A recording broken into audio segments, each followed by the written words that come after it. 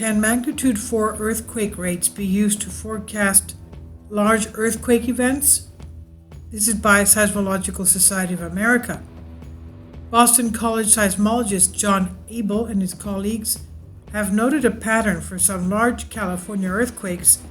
Magnitude 4 or larger earthquakes occur at a higher rate along a fault in the 2 decades or more prior to magnitude 6.7 or larger earthquake on the fault.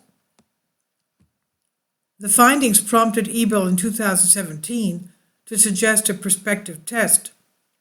He looked for the California faults that had magnitude 4 or larger earthquakes occurring at a rate higher than 0.5 earthquakes per year from 1997 to 2016. If the pattern holds, the next magnitude 6.7 earthquake in California will most likely occur along these faults, he said at Seismological Society of America's 2022 annual meeting. The 8 faults identified in the 2017 forecast are the creeping section of the San Andreas Fault, the southern San Andreas Fault, the Calaveras Fault, the Little Lake Fault, the Macama Fault, the Anza section of the San Jacinto Fault, the San Bernardino section of the San Jacinto Fault, and the offshore San Clemente Fault. So far, there has only been one magnitude 6.7 or larger earthquake in California since the forecast was made. The magnitude 7.1 Searles Valley earthquake of July 2019 Ridgecrest earthquake sequence occurring on a fault that was very near and at a slight angle to the Little Lake Fault. Kindly support my Patreon account. The daily posts are 5 videos daily, and they are totally different from what I have on my YouTube channel. Thank you so much for your support and that you find all my content so interesting. You'll find the Patreon account details in the description box.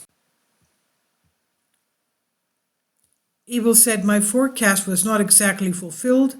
Strictly speaking, the 2019 earthquake did not fall on the fault that I forecasted, but it did occur in the area that I forecasted, he said. Large earthquakes occur every 3 to 5 years in California, so it may be sometime before the forecast is put to the test again, he noted. The pattern does not predict when a large earthquake might be expected after a higher rate of magnitude 4 earthquakes. Abel first became interested in patterns of magnitude 4 earthquakes in eastern North America, where older rupture zones are more difficult to trace than in California. He noticed that magnitude 4 and larger earthquakes seem to be occurring at the ends of modern earthquake zones. He said, I wondered if I could find where the ends of the old earthquake ruptures were by figuring out where the modern magnitude 4s are. In California, there are more faults with decades-long histories of magnitude 4 and larger earthquakes to help answer the question. The first thing I noticed there was the rate of magnitude 4s was a lot higher before a large earthquake than it was after a large earthquake occurred, Abel said. And then the other thing I noticed was that those magnitude 4s were scattered all along those faults that were eventually to have the big earthquake. The pattern of magnitude 4 earthquakes occurring all along the fault before a large earthquake and then concentrating at the ends of the rupture afterwards reflects how seismic stress is redistributed by a large earthquake, he said. Abel has also looked for the pattern in other regions with good recent earthquake records, such as Japan.